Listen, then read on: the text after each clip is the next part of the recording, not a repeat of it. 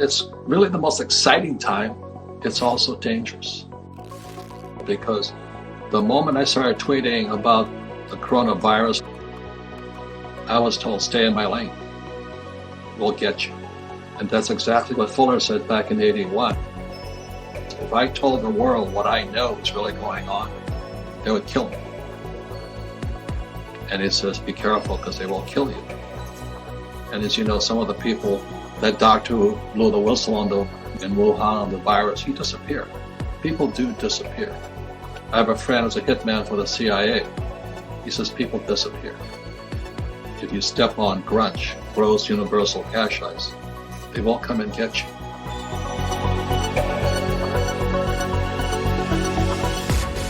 Because I was crossing into pharmaceuticals, because I think Gates just announced he's got a vaccine. Really?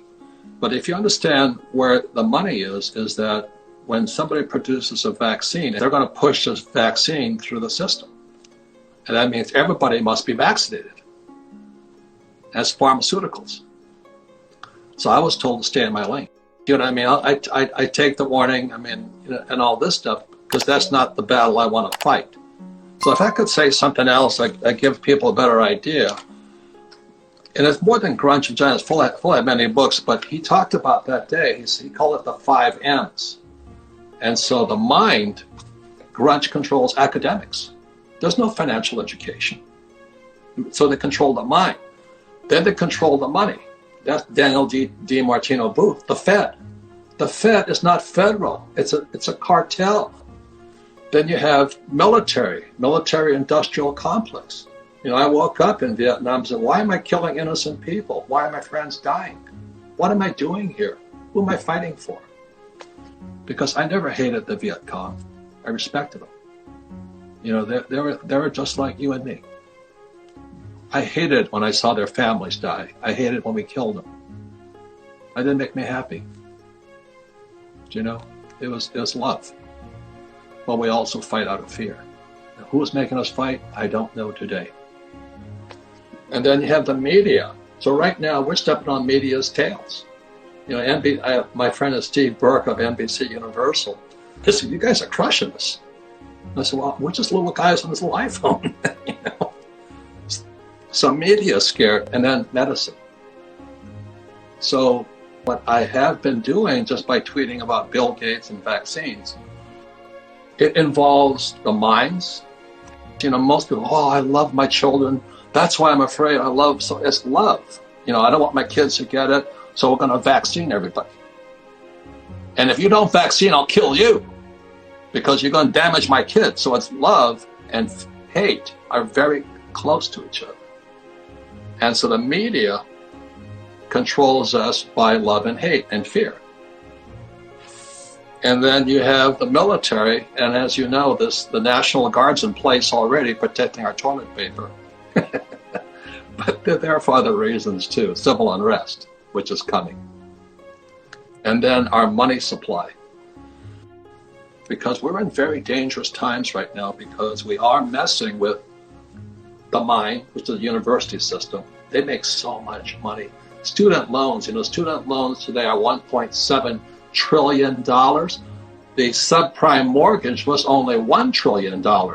So we screw the kids. How dare we do that? You see, education is rigged, as you know. It's only if you have money. You know that, I know that. You know, your public school system in America is based upon real estate taxes. So if you live in a rich neighborhood, your schools get more money because the real estate pays for it. But you live in a poor neighborhood, you get the poorest education because the real estate taxes aren't high. So everything's about money, but for some reason, we don't teach money at school.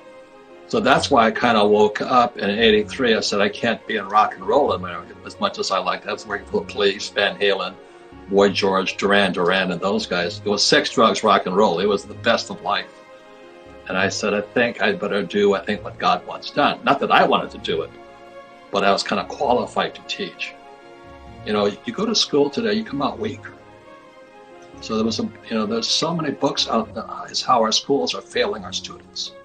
And what God wants done is real education, in my opinion. and it's financial education.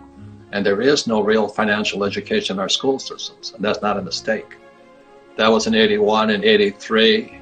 I couldn't take it anymore. I read Grunch of Giants, and I understood it because my rich dad kept saying, somebody's messing with us.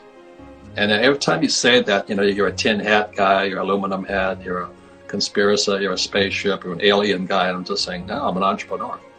At the time, I was in rock and roll.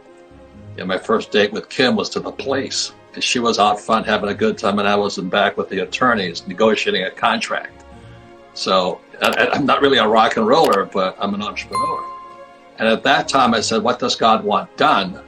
Not what I want to do. I love rock and roll. And what God wants done is financial education. And then you got money. You learn nothing about money at school. And if you really have a real financial transformation, you don't need money. You can just make money like this. So what happened for me is when I read Grunch of Giants, I made the decision I would never need money again. And that's when I chose to listen to my rich dad. My rich dad was an entrepreneur. And my poor dad was an academic, a poor academic, who was teaching kids to be fragile. Job security, steady paycheck, and pension. So that's why I wrote this book this year, is Who Stole My Pension? We haven't seen anything yet, Patrick. When the baby boomers wake up, not only has a COVID virus nailed them, because they're old and feeble, but Wall Street has sucked all the cash out of their pension plans. So we haven't seen the worst of it yet. The reason I'm prepared today is I don't trust my government. I don't trust the Fed. When I read Grunch of Giants and then I wrote this book here, Fake, this is 2019, fake money, fake teachers, fake assets. It's fake money, the fiat currency. That's why I recommend Bitcoin and gold and silver, just because they're outside the system. Bitcoin is open source. So the Fed's going to come after them. I know they're going to come after them. So they're going to create their own Bitcoin. Because that's why Satoshi Nakamoto, I guess, says, I don't know if he's real either, but he disappeared from sight. He came out in 2009, right after the subprime crash in 2008. I think he either was disappeared or he was smart enough to disappear. Because you're messing with some very, very big players. Like I'm messing with the academic system and the finance system. And when I crossed into coronavirus and the pandemic, I was warned. I was pounded on social media. They said, you stay out of this one. Because pharmaceuticals and insurance is big business. And then if you've served in the military, you'll understand what real courage is. And that was the word I got. I went to military school in New York only because I was such a screwed up kid in Hawaii surfing all the time. And so I needed some discipline. And that's why I had to go to military school to discipline myself. And when I meet people who are not successful, they lack discipline. It's not that they're not smart. They can't, it's not save money, they can't budget money. I saw my friend's sister. What's your sister doing? She says, well, she's at home having sex with her boyfriend. I said, well, we're going to have a population explosion from this thing. Then they can't afford to take care of their kids because they don't have any money and they're employees. They're going to pay high taxes. If any of you out there, have young people, I have a lot of friends whose sons are wimps. They're just wimps. They're sitting at home sucking their thumb. And then now that they lost their job, they want to go back and get a job. Or exactly as you said, they'll make more sitting at home, sucking their thumb. And we've lost another generation there. So it really is time to be a wartime leader. And a wartime leader, you've seen them, some of the greatest generals, the best gentlemen I've ever met. My roommate on the carrier, he and I were both lieutenants. And we both flew together in Vietnam. Well, I got kicked out because of disciplinary problems. I left the Marine Corps as a lieutenant. They didn't like me flying women and drinking beer while on duty.